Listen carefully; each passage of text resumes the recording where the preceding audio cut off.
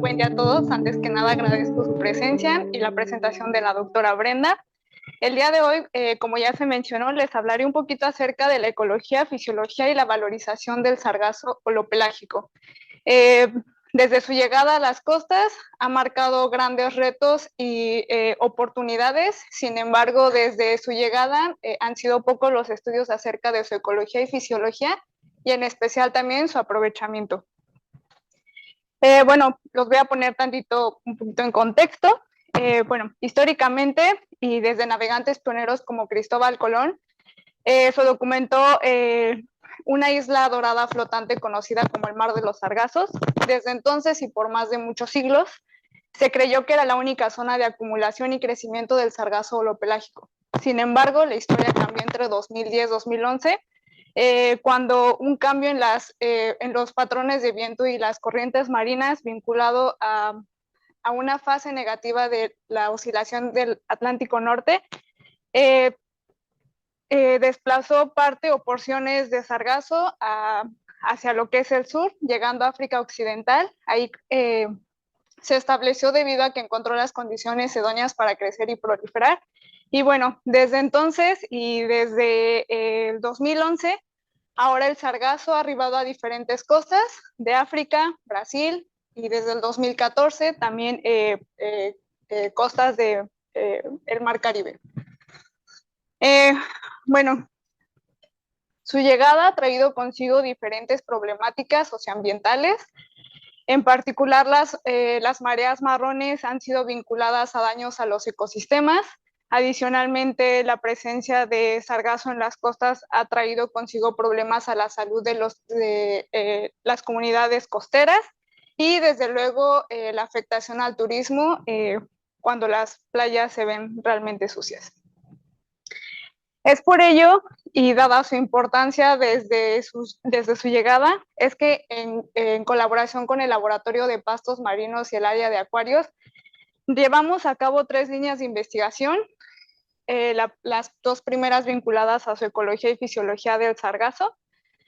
La primera con respecto al efecto de la estacionalidad en las tasas de crecimiento de las 2 especies y 3 genotipos de sargazo que llegan a nuestras costas. Un segundo tema de investigación que tiene que ver con los cambios en la tolerancia a la salinidad del sargazo holopelágico debido a su nueva distribución en el Atlántico tropical. Y un tercer tema de investigación que tiene que ver con la valorización del sargazo en la industria alimentaria a través de la remoción de arsénico. En este diagrama pueden ver algunos factores que influyen en el crecimiento del sargazo holopelágico. Como pueden ver, van desde factores bióticos, abióticos y endógenos. Sin embargo, el día de hoy nos vamos a enfocar a factores abióticos como lo es la salinidad y a factores endógenos que tienen que ver con los mecanismos internos del sargazo. Nuestra zona de estudio comprende la estación de Puerto Morelos, la Unidad Académica de Sistemas Arrecifales. Este lugar es estratégico debido a que desde el 2014-2015 han llegado a grandes arribazones de sargazo holopelágico, lo cual ha tenido un gran impacto en particular en Puerto Morelos, y también debido a que contamos con un sistema de cultivo ex situ que permite valorar el sargazo bajo diferentes condiciones ambientales. Para comenzar con el primer tema, pues mucho se sabe ahora acerca del sargazo sobre sus impactos y sobre un poco como los estudios nuevos que se han hecho han sido acerca de, por ejemplo, diferenciarlos de manera genética, pero también hemos olvidado un poco la parte de saber qué ocurre con su ecología y fisiología. Para ello, diseñamos un experimento que involucró utilizar los 3 genotipos que arriban a nuestras costas, los cuales se ajustaron a 6 gramos y se cultivaron en 32 unidades experimentales independientes durante 2 años.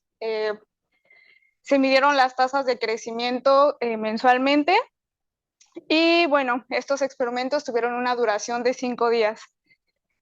Adicionalmente, se tomaron muestras de agua que para poder analizar muestras de contenido de amonio, fosfato, inox, y también se tomaron muestras extras de tejido para poder determinar su composición elemental. Para determinar las tasas de crecimiento, se hizo una diferencia entre el peso inicial versus el peso final, y para poder estudiar acerca de las tasas de crecimiento utilizamos un modelo bifactorial lineal mixto, donde los factores fijos fueron la temporada y el genotipo, una variable de respuesta que fueron las tasas de crecimiento, y adicional a eso se utilizó un factor aleatorio que fueron los años. Además, se hicieron pruebas de efectos simples para evaluar las diferencias entre temporadas de cada especie y las diferencias entre especies dentro de cada temporada. Como podemos ver en este gráfico, y de acuerdo a los resultados que obtuvimos de los modelos, existe un efecto significativo de la temporada, la especie, y una interacción entre especie por temporada. Esto es muy importante porque lo que nos quiere decir es que sí existe un efecto de la estacionalidad, pero que depende de la especie. En este gráfico podemos ver que la mayor tasa de crecimiento se registró en primavera, seguido de invierno y verano, y la menor tasa de crecimiento la observamos durante otoño. Por ejemplo, para la especie Natanzuno se registró la menor tasa de crecimiento en otoño, y podemos ver en el gráfico que la tasa de crecimiento de Sargassum fritans se mantuvo constante a lo largo de las temporadas. Esto es importante y es muy interesante porque estos resultados nos dejan muchas dudas y preguntas ahora. Entre ellas, por ejemplo, bueno, antes de pasar a las preguntas, cabe recalcar que la temperatura se dejó a 26 grados Celsius todo el tiempo, en todas las temporadas, debido a que es la temperatura óptima de crecimiento del sargazo durante los 2 años. Y adicional a esto, este gráfico es un gráfico que muestra la variación de la luz a través del tiempo, tanto a través de las horas como a través de los meses, y debido a que no hay diferencias entre otoño y primavera, pues resultan de esto las siguientes preguntas. Bueno, vimos que mantuvimos el sargazo holopelágico bajo condiciones controladas de temperatura, salinidad y nutrientes. La temperatura, como mencioné, se mantuvo constante a 26 grados Celsius porque este es el óptimo de crecimiento. La salinidad y nutrientes, hacíamos recambios diarios. Entonces, a pesar de cultivar el sargazo bajo condiciones controladas, observamos un patrón en las tasas de crecimiento de manera estacional. Entonces nos preguntamos si estas variaciones podrían reflejar la presencia de ritmos biológicos endógenos de cada especie y genotipo. Hasta ahora solo se ha documentado en especies bentónicas, que son especies que tienen reproducción sexual, pero en especies pelágicas no ha sido documentado. Además, nos preguntamos, ¿podrían los cambios estacionales en la disponibilidad de luz explicar los patrones de crecimiento observados? Desde nuestro punto de vista, creemos que no, sin embargo, no lo descartamos, y creemos que no porque justo esta variación en la luz a través de, por ejemplo, otoño y primavera, donde no hay tanto un cambio drástico, se mantienen relativamente constantes, y aún así observamos las mayores tasas de crecimiento en primavera. Entonces creemos que no, sin embargo, necesita ser estudiado. Además, ¿podrían los cambios estacionales en las reservas nutricionales explicar los patrones de crecimiento observados? Esto también merece ser estudiado. Nosotros ahorita nos falta realizar análisis acerca de la composición elemental del sargazo, es decir, tenemos las muestras para poder hacerlo, sin embargo, estamos en tiempo de seguir analizándolo. Y una cuarta pregunta tiene que ver con, este Fritans 3 mantuvo su tasa de crecimiento en otoño en contraste con los otros dos genotipos. ¿Podría una tasa de crecimiento más constante a lo largo del año ser un factor que explique su dominancia actual en el gran cinturón de sargazo del Atlántico? Esto resulta interesante porque podría explicar parte del por qué Fleetance 3 se ha vuelto dominante. Anteriormente y en el Mar de los Sargazos se había documentado, por ejemplo, que Natanz 1 era el dominante. En diferentes regiones se había documentado, por ejemplo, que los otros genotipos eran dominantes, pero hoy sabemos, o por lo que se ha documentado, que en el gas el morfotipo, genotipo dominante es Fleetance 3. Hasta ahora hemos visto cómo un efecto de la estacionalidad puede afectar las tasas de crecimiento del sargazo holopelágico. Pero, ¿qué pasa con otras variables abióticas como lo es la salinidad? Como pueden ver en este mapa, el Mar de los Sargazos es la región histórica o la primera región donde se documentó el sargazo holopelágico. Tiene salinidades muy contrastantes con respecto al Atlántico tropical. Las salinidades están por arriba de las 36 partes por mil, mientras que en el Atlántico tropical incluso tenemos salinidades por debajo de 20 partes por mil, relacionadas con la descarga de grandes ríos como lo es el río Amazonas, el río Níger, el río Congo, el río Mississippi. Y también otra zona que podría estar influyendo o que influye mucho en la salinidad del Atlántico tropical es la zona de convergencia intertropical, una zona de gran acumulación de precipitación. Entonces, para estudiar el efecto de la salinidad en las tasas de crecimiento, además, realizamos un diseño experimental que involucró cultivar el sargazo en 30 unidades experimentales a salinidades que van de 20 partes por mil hasta 40 partes por mil. Utilizamos los 3 genotipos y la temperatura se mantuvo de igual manera a 26 más menos 1 grado Celsius durante 5 días. Adicional a esto, hicimos un experimento de la flotabilidad, donde colocamos 10 vesículas por genotipo en viales de centelleo a 25 grados Celsius, que era la temperatura a la que estaba el laboratorio. Este se hizo en el laboratorio, entonces este experimento se hizo en 11 días y básicamente las vesículas se ponían, 10 vesículas se colocaban en 10 viales de centelleo a diferentes salinidades. Marcábamos o sabíamos que estaban sin flotabilidad o lo considerábamos cuando las veíamos en el fondo. Para determinar las tasas de crecimiento, utilizamos una ANOVA de una vía y esta tasa de crecimiento fue a nivel comunidad, pruebas de Tukey para obtener o saber si había diferencias significativas y una regresión polinomial de segundo orden que nos daría la relación entre la salinidad y la tasa de crecimiento a nivel comunidad. Adicional a esto, para la flotabilidad, realizamos una regresión logística para observar la flotabilidad de las vesículas a través de diferentes salinidades y los días. Como resultado, obtuvimos que la mayor tasa de crecimiento se obtuvo a 30.69 partes por mil y que el rango óptimo de crecimiento se encontró entre 28 y 32 partes por mil. Esto es sumamente interesante porque los primeros estudios que hablan acerca de la salinidad del sargazo, que fueron Hanisak y Samuel, en el Mar de los Sargazos documentaron que el sargazo crecía en un óptimo de 36 partes por mil hacia arriba. Entonces, este nuevo cambio en el rango de salinidad de preferencia del sargazo, o más bien el hecho de que el sargazo puede incluso crecer a bajas salinidades, nos da una idea de que el sargazo ahora está ocupando nuevos espacios y que se vincula mucho con lo que ha estado pasando en el Atlántico tropical.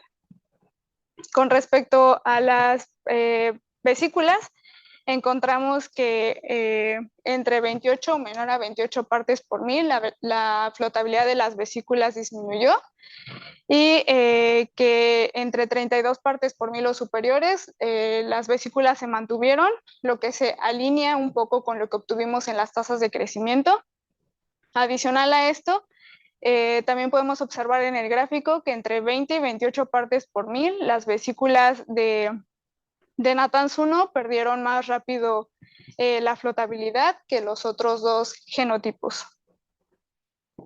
Como conclusiones a este trabajo, podemos decir que el sargazo holopelágico actual presenta un óptimo de crecimiento que va de salinidades de entre 28 y 32 partes por mil, lo que es menor a lo que se había reportado anteriormente hace 3 décadas, y esto podría sugerir un cambio en su fisiología. Esto también se alinea con trabajos actuales que han hecho, por ejemplo, Corbin y Oxenford o Skell, donde también mencionan un nuevo rango de salinidades para el sargazo holopelágico. Adicional a esto, la tolerancia a un rango más amplio de salinidad pues puede favorecer su dispersión y permanencia incluso en zonas que pueden o están influenciadas por agua dulce, ampliando su distribución en el Atlántico tropical. Y que bueno, comprender la influencia de la salinidad en su crecimiento es fundamental para predecir patrones de proliferación y con ello mejorar los modelos que hasta ahora no han sido actualizados. Bueno, hasta ahora hemos hablado un poco sobre la ecología y fisiología del sargazo, pero ¿qué pasa? Han pasado más de una década y el sargazo parece ser un problema recurrente y preocupante porque realmente no se le ha podido dar un uso escalable, ¿no? La principal razón de ello es el arsénico. Entonces, bueno, para ponerlos un poco en contexto, durante el 2018 se registraron cerca de 20 millones de toneladas en el Atlántico tropical, el Mar Caribe y el Golfo de México. Esta cantidad representó en 2010 el 95.8% total de algas producidas por captura y acuacultura. Y lo más preocupante es que al menos en estudios de aquí en México se ha documentado que el sargazo puede contener hasta 255 miligramos sobre kilogramo de arsénico total, cuando la norma europea establece al menos unos 40 miligramos sobre kilogramo para su uso en la industria alimentaria. Bueno, para ello llevamos a cabo un primer experimento preliminar. En este primer experimento que hicimos en diciembre de 2023, únicamente queríamos saber si el método que ya se había probado en una alga bentónica en Asia era igual de efectivo para el sargazo holopelágico. Básicamente, como es una prueba preliminar, solamente recolectamos 200 gramos de peso húmedo del morfotipo genotipo dominante, Fritans 3, lo ajustamos a 20 gramos, lo lavamos con agua destilada para remover aquellos como organismos o basura que pudiera estar adherida del sargazo, y realizamos 4 tratamientos. El primer tratamiento fue un tratamiento control, donde únicamente el sargazo se secó para determinar su contenido de arsénico total. Un segundo tratamiento que involucró sumergir el sargazo en agua a 90 grados durante 15 minutos. Un tercer tratamiento que involucró este mismo paso de sumergir el sargazo a 90 grados durante 15 minutos, pero además ahora sumergir al sargazo bajo una solución de ácido cítrico a 60 grados durante 2 horas de grado reactivo, y un cuarto tratamiento que involucró el mismo paso anterior, pero en esta ocasión con ácido cítrico, pero de grado alimenticio. Bueno, para hacerles un poquito de spoiler, obtuvimos resultados exitosos, entonces decidimos volver a probar el método, pero en esta ocasión haciendo pequeñas modificaciones y además ahora triplicando nuestras muestras. Para cada tratamiento se hizo por triplicado, con excepción del último. Y bueno, de igual manera, el tratamiento 1 involucró solo el tratamiento control. El tratamiento 2 se hizo a través de sumergir el sargazo a 90 grados durante 15 minutos, y luego el paso siguiente, que es añadir el ácido cítrico de grado alimenticio, que también fue exitoso. Entonces por eso decidimos seguir utilizando el reactivo de grado alimenticio, porque aparte de que es más accesible y lo pueden encontrar, por ejemplo, en tiendas de repostería, pues es más barato. Un tercer tratamiento que solo involucró utilizar el último tratamiento al sumergir el sargazo en ácido cítrico, esto porque queríamos minimizar el uso de agua. En muchos lugares el uso de agua dulce puede ser ya un factor que incluso puede llevarnos a guerras bélicas debido a la falta o escasez de agua. Y un cuarto tratamiento que involucró solo el uso de mar y a 90 grados durante 15 minutos. Para ello, se realizó una prueba de Kruskal-Wallis para evaluar las diferencias entre los tratamientos y una prueba post-hoc de Dunn para analizar, dado que los datos no siguen una distribución normal. Como resultado, obtuvimos que en todos los tratamientos la remoción de arsénico fue exitosa. Para el caso de diciembre de 2023, registramos concentraciones de 62.2 miligramos sobre kilogramo de arsénico total y este se redujo hasta 7.2 solo utilizando agua caliente. Y bueno, cuando utilizábamos el paso siguiente de utilizar ácido cítrico, en este caso de grado reactivo, obtuvimos como resultado, bueno, grado reactivo, grado alimenticio de hasta 0.8 miligramos sobre kilogramo.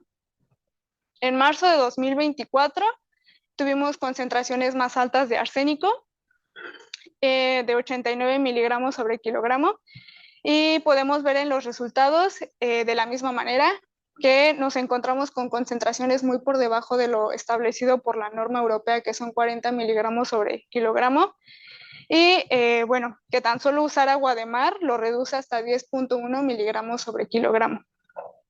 El uso de este paso de solo agua caliente reduce el arsénico al 88.5%, mientras que utilizar agua combinada con ácido cítrico hasta el 97.9%. Este artículo ya se publicó, pueden consultarlo, se publicó en una revista internacional y bueno. Adicional a esto, y algo muy interesante o algo que nos gustó mucho fue que después de esto empezamos a recibir una serie de preguntas. Algunas de ellas que nos hicieron llegar es que si el tratamiento es igual de efectivo para los otros dos genotipos. Y bueno, después de que vimos que sí resultó con el morfotipo dominante, quisimos ahora integrar esta misma metodología, pero en los otros dos genotipos, porque desde luego Fluitans 3 no es el único genotipo que llega a nuestras costas. Para ello, recolectamos o utilizamos 3 muestras de cada genotipo. De la misma manera, lo ajustamos a 20 gramos. Y en esta ocasión, para seguir haciendo más eficiente el método, utilizamos agua de mar a 90 grados durante 15 minutos y luego el agua de mar, pero en esta ocasión con ácido cítrico. Adicional a esto, tomamos muestras de agua en cada tapa para medir el arsénico total. Perdón, se me olvidó mencionar la segunda pregunta, que también era, ¿qué ocurre con el arsénico extraído del sargazo tras el tratamiento? ¿Se queda disuelto en el agua o se precipita? Como resultado de la primera pregunta, les podemos decir que sí, es igual de efectivo para los otros dos genotipos. Como pueden ver, nuevamente llegamos a concentraciones muy por debajo de lo establecido por la norma europea. Y bueno, la remoción de arsénico pues resultó eficaz para todas las especies y los genotipos examinados. En cuanto a la segunda pregunta, vemos en esta gráfica que en el tratamiento 1, que es donde solo utilizamos agua caliente, es donde la mayor concentración o cantidad nos queda de arsénico, pero después del segundo tratamiento que involucra el ácido cítrico, incluso llegamos hasta concentraciones de casi 0. Una tercera pregunta fue, ¿mantienen los tratamientos la misma eficacia de remoción de arsénico cuando se aplican harina de sargazo previamente almacenada? Quisimos corroborar esto mismo porque el sargazo fresco ocupa grandes volúmenes lo que puede representar un reto, por ejemplo, si se quiere utilizar a escalas más grandes. Su almacenamiento, por ejemplo, representa entre un 82 y un 87% de humedad en relación con su materia seca. Y bueno, en este nuevo experimento utilizamos harina procesada y lo que obtuvimos fue que la harina sin tratamiento tenía concentraciones de como 50 miligramos sobre kilogramo, pero que al tratar la harina con esos tratamientos obteníamos una harina igual con bajo contenido de arsénico. Entonces sí, es igual de efectivo si utilizamos arsénico, perdón, sargazo fresco o una harina procesada. Conclusiones a este trabajo. Podemos decir que la implementación de estos métodos para reducir el arsénico en el sargazo pues mejora la calidad del recurso y por supuesto amplía sus aplicaciones potenciales en la industria alimenticia y en la producción de otros derivados.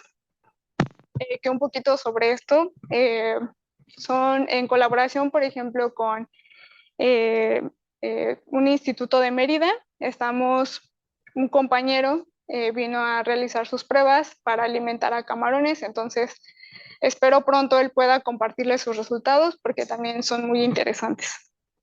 Y bueno, que transformar el sargazo recién varado en un recurso útil contribuye a reducir los impactos de su arribazón masiva y da un valor agregado a este material.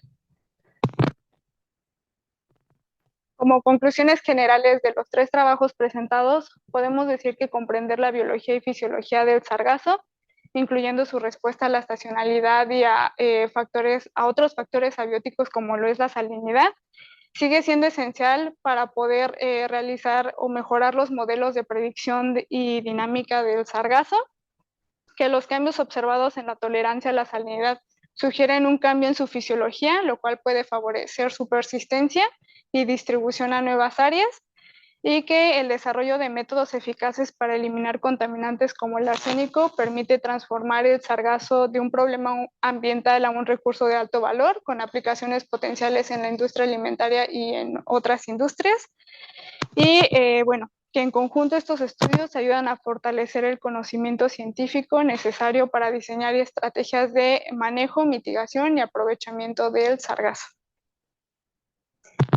No me gustaría terminar esta presentación sin antes agradecer a todos los colaboradores y personas involucradas en estos proyectos, al doctor Eden Magaña Gallegos, a la doctora Brillita, por todo su apoyo y por ser mi principal fuente de inspiración, a la maestra Alejandra Guadalupe Villegas, Corriente y Jessica por los análisis de las muestras, por supuesto a Montserrat, que es la que me ha ayudado en muchos de los experimentos y ha sido mi compañera de trabajo desde siempre, a Mario Gómez Malo, a la doctora Marta Gabriela, a la doctora Luz Verónica, a Lupita, a Carla Andrea Camacho por su colaboración,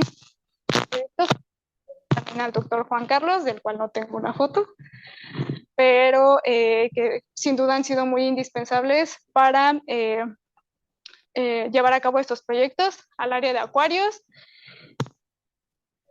Marina por brindar el espacio para realizar estos estudios, al SAMU por su apoyo también técnico y en la presta de, bueno, y en que prestarnos sus datos, y al Instituto de Ciencias del Mar y Limnología también por el espacio brindado, y finalmente al proyecto básica y de frontera del CONACYT a través del proyecto Mareas Doradas, entendiendo la biología del sargazo y explorando su potencial en la acuacultura, por el financiamiento y el apoyo otorgado.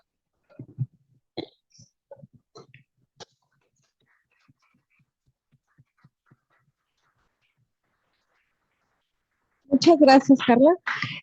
Damos inicio a la sesión de preguntas. Si empezamos aquí por el auditorio.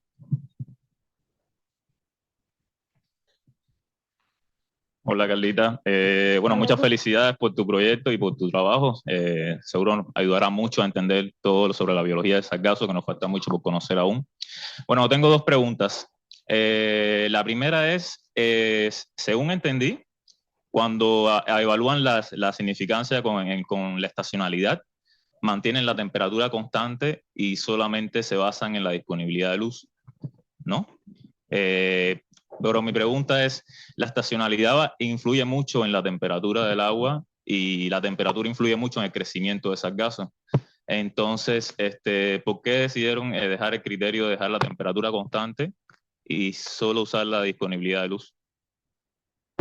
Básicamente aquí lo que hicimos fue un experimento en el que dejamos el sargazo bajo condiciones controladas de temperatura, que es 26 grados Celsius más o menos 1 porque es el óptimo de crecimiento, de nutrientes y de salinidad, que fue a través de los recambios diarios de agua, y de luz, pues realmente a pesar de que tenemos la malla sombra, pues no es como que la podamos controlar del todo, pero desde luego con la gráfica que les mostré, pues creemos que no hay variaciones en la, pues digamos, variaciones en las horas de luz, como se presentó aquí en la de...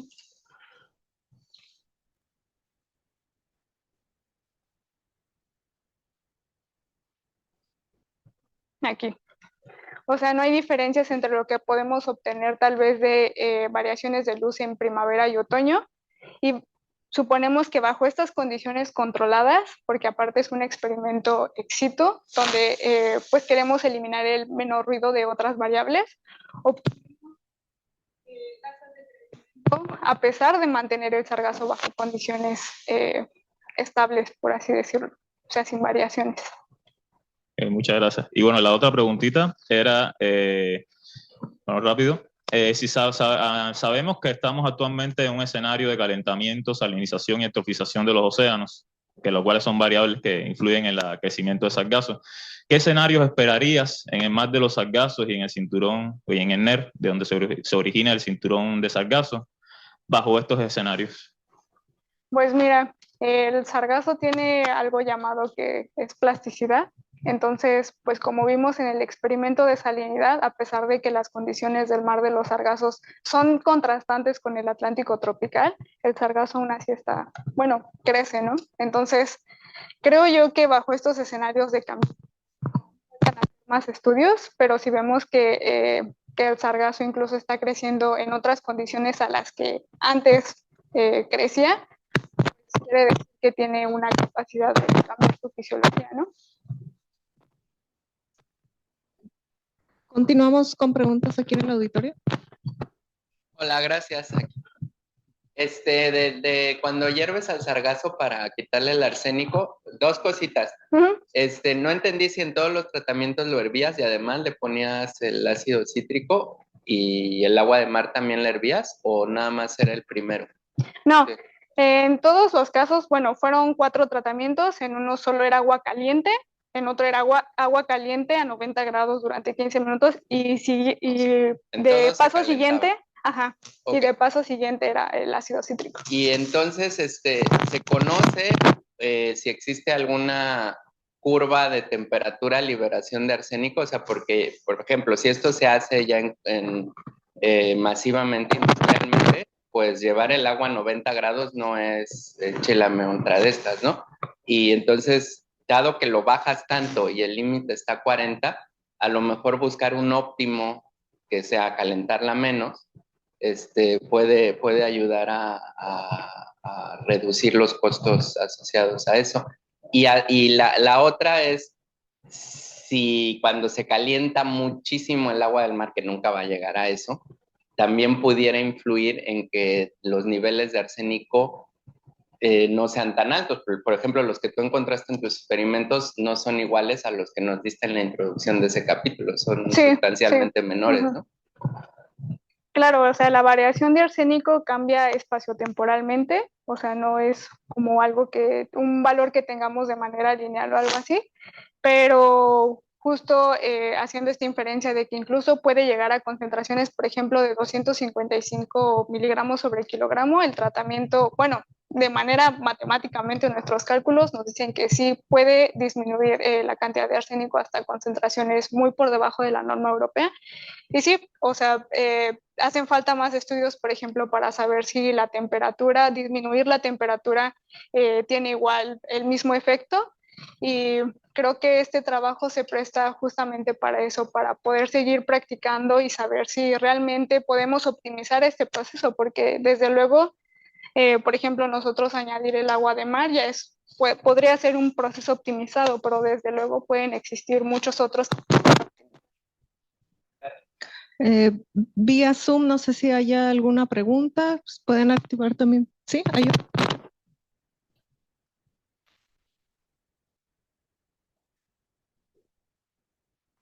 Yo tengo una pregunta. Sí, adelante. Si entendí bien, creo mencionaste de que tu compañero estaba alimentando camarones. No sé si entendí bien si los estaba alimentando con sargazo. Y si es así, ya existen estrategias para utilizarlo en lo que es el ámbito alimenticio, porque donde yo me quedé, pues aún no se sabía cómo tratarlo para poder alimentar a otros individuos por la toxicidad que tiene. Sí, sí, claro, o sea, desde luego nada más lo mencioné, pero bueno, el primer paso más importante es eliminar el arsénico. Entonces, el problema del arsénico ha hecho que muchas de las industrias no puedan sacarle aprovechamiento total al sargazo. Mi amigo vino a estudiar, por ejemplo, si estas harinas de sargazo pueden ser incorporadas en dietas de camarones. Entonces, espero en algún momento él pueda compartir sus resultados, pero desde luego siguen siendo pruebas preliminares que justo nos van a ayudar a saber si el sargazo puede ser incorporado a estas industrias de alimentación después de realizar, por ejemplo, estos de remoción de arsénico. Gracias. Continuamos con preguntas aquí en el auditorio. Hola, gracias por la plática.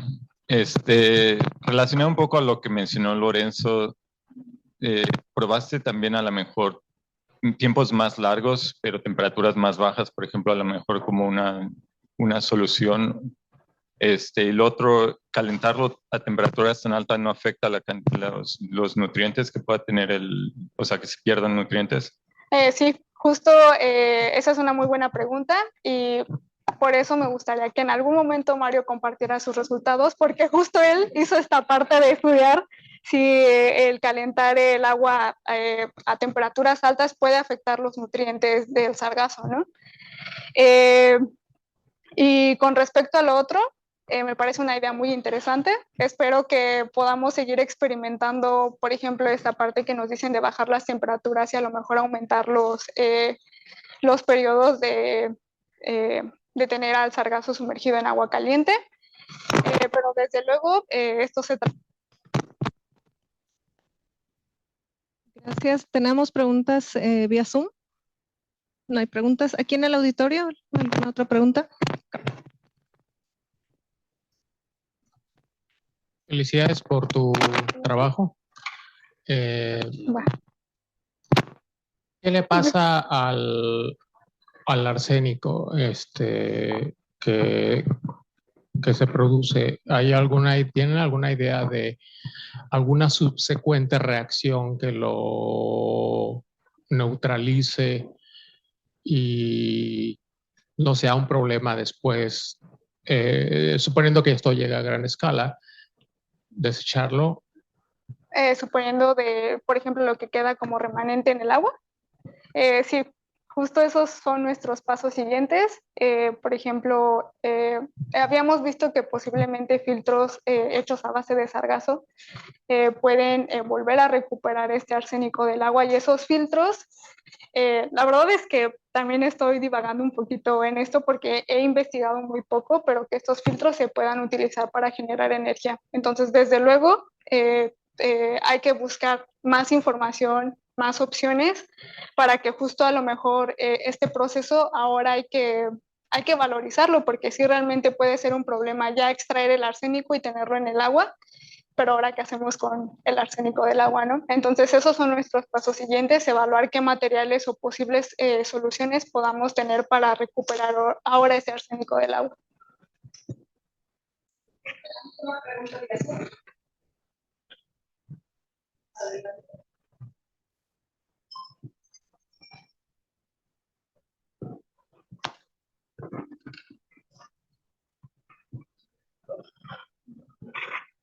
Sí. Vamos a entonces seguir aquí en el auditorio. ¿Alguna otra pregunta?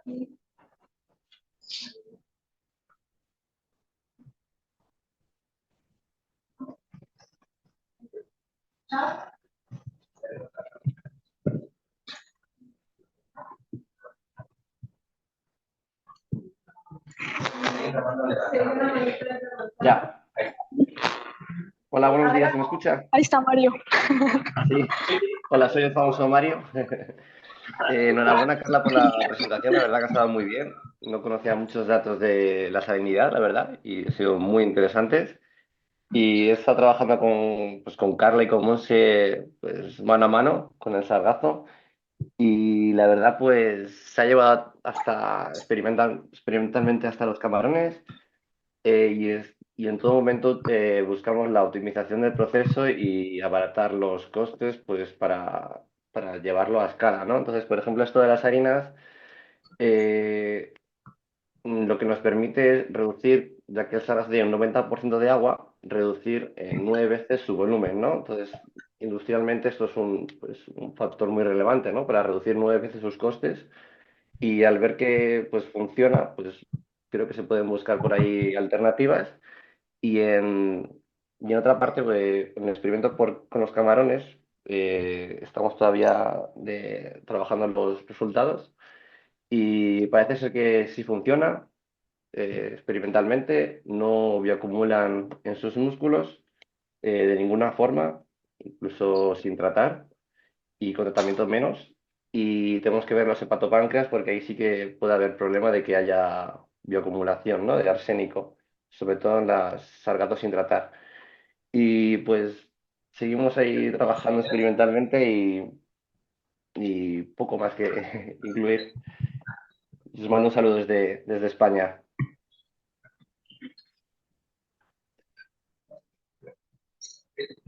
Muchas gracias. ¿Alguien más aquí en el auditorio? ¿Alguna pregunta? ¿Keyuna? Hola, yo tengo una pregunta que a lo mejor es muy elemental, pero no la sé. La verdad, ¿saben de dónde proviene el arsénico que está absorbiendo todo eso? ¿Es como de mineras o algo así? ¿Y por qué es como el arsénico lo que absorbe el sargazo más que otra cosa? Sí, mira, aquí al último, premeditadamente sabía que posiblemente me iban a preguntar eso. Entonces... Venía preparada. Bueno, en esta imagen podemos ver que químicamente el arsénico y el fosfato se parecen mucho. Bueno, el arseniato y el fosfato se parecen mucho.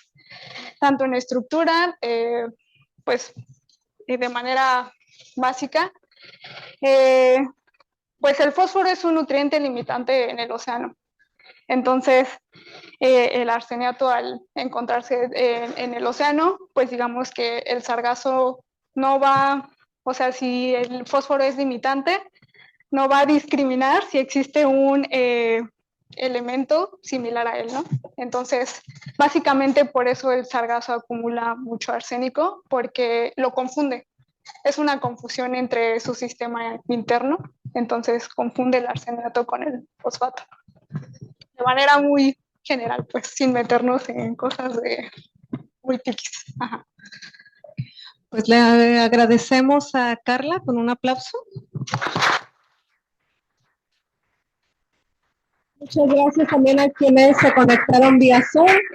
Gracias también a todos los asistentes aquí en el auditorio. Gracias y nos vemos en el siguiente seminario. Gracias.